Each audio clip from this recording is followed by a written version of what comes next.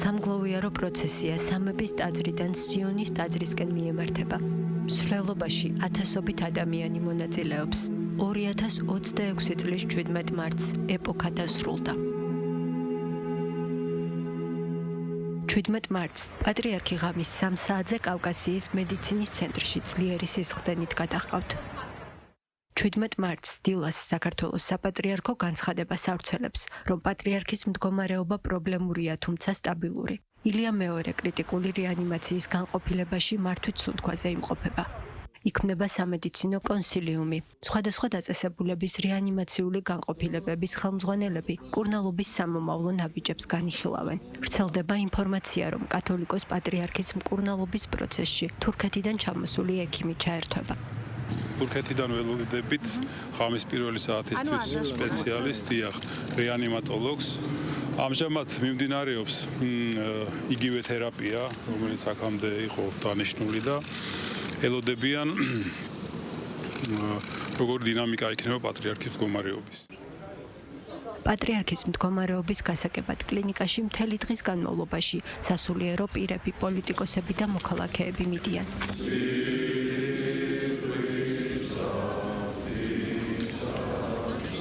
კლინიკის ეზოში შეკრებილი ადამიანები სანთლებს ანთებენ, გალობენ და ლოცულობენ. უწმინდესი და უნეტარესი სრულიად საქართველოს კათოლიკოს პატრიარქი, მცხეთა თბილისის მთავარეპისკოპოსი, ბიჭვინთისა და ცხუმ-აფხაზეთის მიტროპოლიტი 2026 წლის 17 მარტს, გვიან საღამოს 93 წლის ასაკში გარდაიცვალა. ინფორმაცია გარდაცვალების შესახებ 22 საათსა და 47 წუთზე კლინიკასთან საპატრიარქო ტახტის მოსაყდრემ მიტროპოლიტმა შიო მუჯირმა დაადასტურა.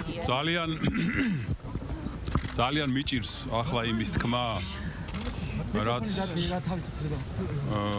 რაც უნდა მოგახსენოთ. ამ რამდენიმე წუთის წინ ხტივ განისვენა სრულიად საქართველოს კათოლიკოს პატრიარქმა, უწმინდესმა და უნეტარესმა ილია მეორემ. საქართველოს პატრიარქის გარდაცვალებას გლოვობს. ჩვენი ოჯახის ნათლია იყო და ძალიან წდებებული. შემიძლია თქვა, ჩვენ დავკარგეთ ძალიან ძლიერი პიროვნება. სულიერი მამა დავკარგეთ და უსამძიმრებს სრულიად საქართველოს. ძალიან მიყვარს, ძალიან მიჭირს. არც ვიცი რა გითხრა. ჩემი სამი შვილის ნათლია იყო პატრიარქი. უდიდესი დანაკარგია. თითქოს რაღაცას აქ ვაკეთებ ამ დროს. მხელა ღვაწლია ყოველას წინაშე რომ არც ვიცი რა ვთქვა.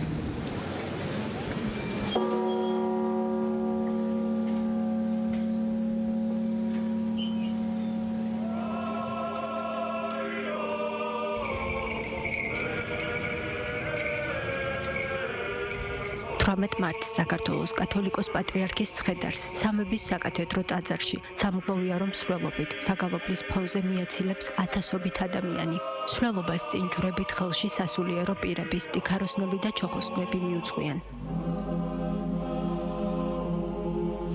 დიდია დღეს ჩვენი მწუხარება, სრულიად საქართველოს მწუხარება, მისი უწმინდესობის და უნეტარესობის, სრულიად საქართველოს კათოლიკოს პატრიარქ ილია მეორის გარდაცვალების გამო. არ გადავაჭარბებ თუ ვიტყვი, რომ ყველა მორწმუნე ადამიანს დღეს აქვს დაობლების შეგრძნება. საქართველოს კათოლიკოს პატრიარქ ილია მეორესათვის პატივის მისაგებად სამების ტაძარში პანაშვიდი უწყვეტად მიმდინარეობს. უსასრულო რიგი ავლაბრის მეტროდან იწყება. სამების ტაძრამდე გზა ზოგჯერ 7 საათი გრძელდება, თუმცა რიგს არავინ ტოვებს. აქ დგომას თითქოს დროის საზომი არა აქვს. მოქალაქეები სულიერ მამას ემშვიდობებიან.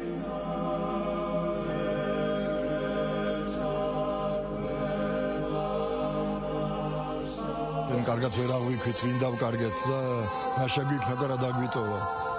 ადამიანებს ერთი ძნელბედების ჟამს ვიგზავნის ხოლმე, რომ ელეთიდან ნათელში გამოგვიყვანოს და ეთქვა მან აღასრულა თავისი ვალი ღვთისა და მოყვასის და მამულის წინაშე და დაბრუნდა თავის ზეციურ სამშობლოში. როგორც მოსემ გამოიყვანა თავისი ხალხი უდაბნოდან ისე გამოგვიყვანა ჩვენ პატრიარქმა სიბნელიდან. ვფიქრობ ჩვენ ქვეყანას დააკდა ერთ-ერთი ალბათ ერთ-ერთი ყველაზე დიდი ადამიანი ბოლო ალბათ 100 წლის მანძილზე.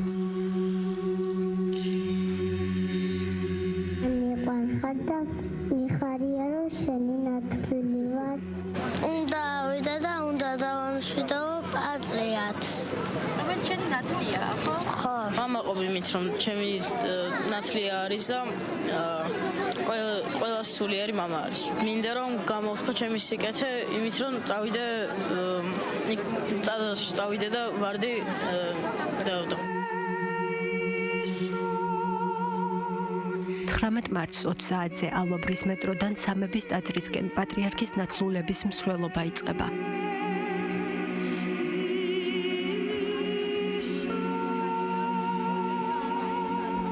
მსვლელობის მონაწილეები სამების ეზოში გალობით შედიან. რიგი სამების ტაძართან არ წყდება. საკათედრო ტაძრის ეზო სავსეა. ასობით ადამიანი ღამეს იქვე ათევს. დილის 5 საათია უკვე. ისე ვაქვართ.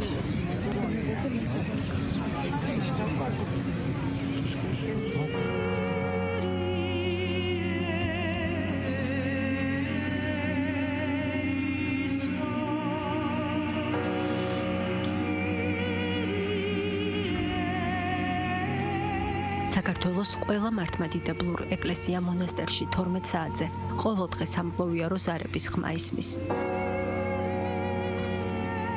ემოცია ძიმიერი დღეები, მაგრამ ამავე დროს იმედით სავსე თვითონ პატრიარქმა დაგვიყვარა ზიანი ღამე მისი გამონათქვამია და მისი დანატოვარია იმედი და სიყვარული ქვეყნის, სიყვარული ერთმანეთის. მეგონა რომ სულ იქნებოდა ჩვენი პატრიარქი ჩვენს გვერდით, მაგრამ ჯერა რომ იმ ქვეყნიდან დალოცავს საქართველოს. მრევლი საქართველოს ყველა ქალაქიდან თბილისში ჩამოდის. ქუთაისიდან ჩამოვედი, მამებთან ერთად ჩამოვედი მე და დავაფასე ჩვენი პატრიარქი. მე ვრჩები რომ ღამეებიც რო გავათიო აქ, ასე ვიქნებით ყველას ისე გვიყვარდა პატრიარქი, რომ მთელი მსოფლიო დაინახავს როგორ გვიყვარდა ჩვენ პატრიარქი. პატრიარქის გარდაცვალებიდან მეოთხე დღეს რიგი მთელი დღე არ წყდება. ასაკს, ფიზიკურ მდგომარეობას და შეხედულებებს მნიშვნელობა არ აქვს. ყველას მხოლოდ ერთი სურვილი ამოძრავებს, პატივი მიაგოს და გამოემშვიდობოს პატრიარქს. ტაძარში სხვადასხვა აღმსარებლობის ადამიანები დგანან. გლოვამ ყველა მრწამსის ადამიანი გააერთიანა.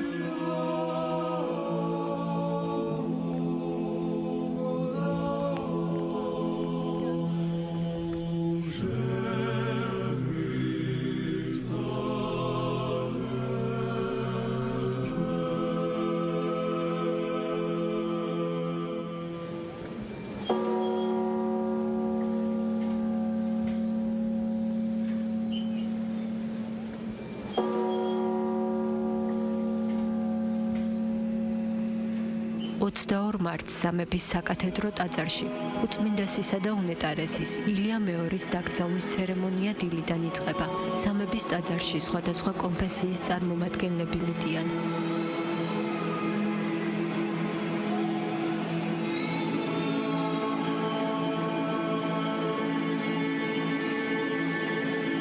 ასევე დიპლომატები და დელეგაციები სხვადასხვა ქვეყნიდან.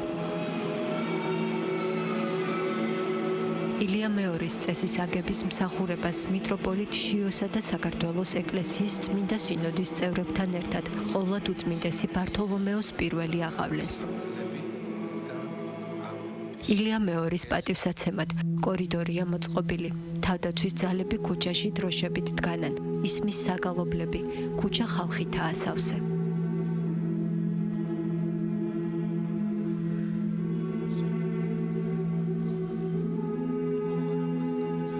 საქართველოს კათოლიკოს პატრიარქს მისი სურვილისამებრ სიონის ტაძარში კრძალავენ.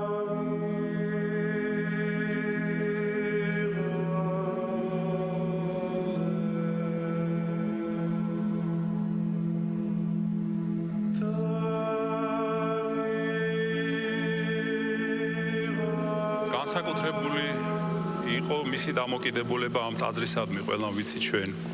აქ დაიწყო მისი 59 წლიანი საპატრიარქო მოწამებრივი სამოციქულო შეიძლება ითქვას. 8 წლიდა გზა. სწორედ ამ ტაძარში ჩაისახა მრავალი იდეა და რომელსაც ხორცი შეასხა შემდგომ მისმა უწმიდესობამ და უნეტარესობამ, რამაც დიდი სიკეთე მოუტანა ჩვენს ქვეყანას და ეკლესიას. დღეს ჩვენი გულები სავსეა ემოციით, გრძნობებით, სიტყვებით. ყველას გვინდა მე მგონი რაღაცა ვთქვათ. ბოლოს გამოხატოთ ჩვენი სიყვარული, ერთგულება, მადლიერება და ალბათ კიდევ ერთი რამე, რაც უნდა ვთქვათ, შენდობა უნდა ვთხოვოთ ის უწმიდესობას და უნეტარესობას. გამომშვიდობების ბოლო წუთები განსაკუთრებით ემოციურია პატრიარქის დაცვის წევრებისთვის. ცრემლებით აცილებენ მას მოქალაქეებიც.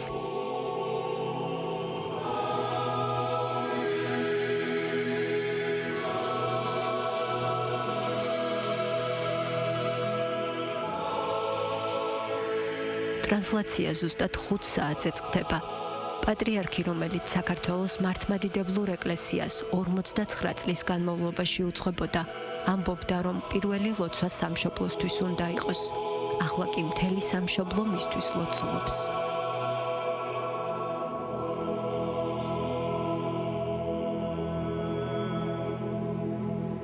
საქართველო, მიყვარხარ. საქართველო, მიყვარხარ. საქართველო